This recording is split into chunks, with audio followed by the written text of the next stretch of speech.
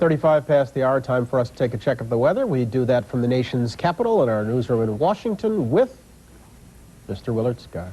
Hey, thanks, Brian. Thank you, Marty, for sending me down here to my beloved city. I picked corn yesterday, sort of like I do up in New York all week, only this was the kind you could eat.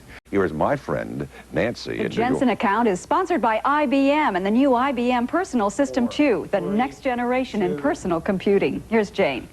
Thank you, Nancy. You have heard of soft rock, hard rock, acid rock, or heavy metal, where our chief financial correspondent, Mike Jensen, has discovered yet another kind of rock, biz rock. Rock for the yuppie generation, and I can't wait to hear all about it. Jane, this is a rock group called the VPs, a banker and 3 advertising executives, all in their 20s and early 30s. They take rock hits, put in their own lyrics, and call it biz rock. The Tunnel would like to present the world's greatest rock biz band, the VPs.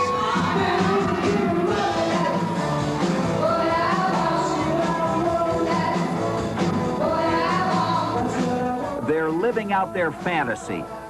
This is what they do by day. Morris Rabinko is a corporate banking officer at First Chicago. He spends his time doing credit analysis. At the bank here, it's just, you know, I'm just another person at a desk, you know, quietly doing my work, and almost anonymously at times. No spotlights. You know, then you get on stage and suddenly, you know, you're in front of this crowd and people dancing and playing, you know, raucous rock music. It's not the typical thing that bankers are associated with. At night, Morris turns into a rock guitarist. This is a recording session for the VP's new song, Stockbroker on the Line. This crazy market's gone up way too high. Looked at That's Jennifer Hoadley, the VP's vocalist. Had to get my stockbroker on the line. Really well. By day, she's an executive at Gray Advertising. She works on the Butterball Turkey account. And she thinks her day job has helped her with her night job.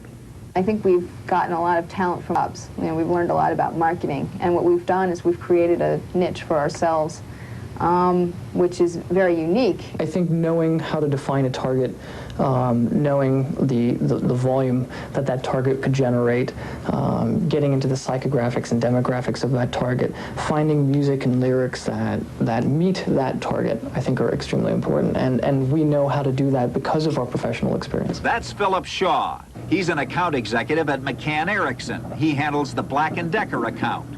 He also sings backup and plays the bass. Stockbroker on the line. Then there's Jim Clash, the group's leader.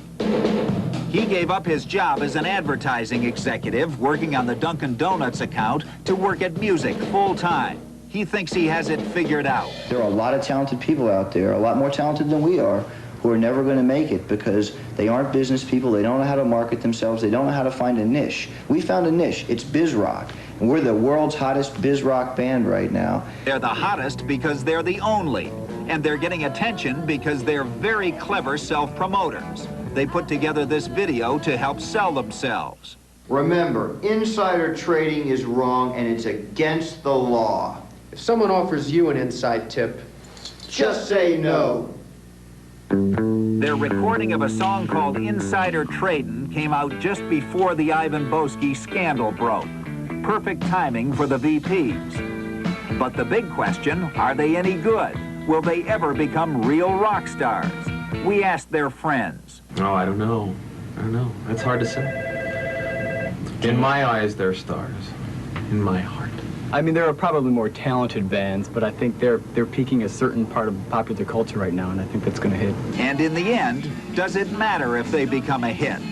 Or is what's really important for these 4 executives, these future VPs, if you will, that for a moment in time, they are transported away from their desks and into another world?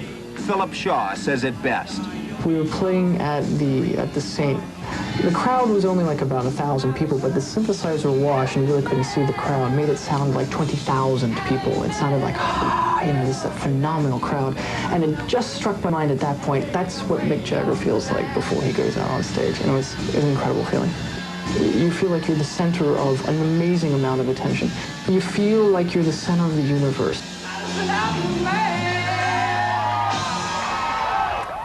Yes, Mike, but are they any good? Jane, there's a very big difference between playing and singing in college groups, which these young folks all did, and doing it professionally. I think they have a very good gimmick. People seem to be entertained by what they do, but I hope they don't give up their day jobs. All right.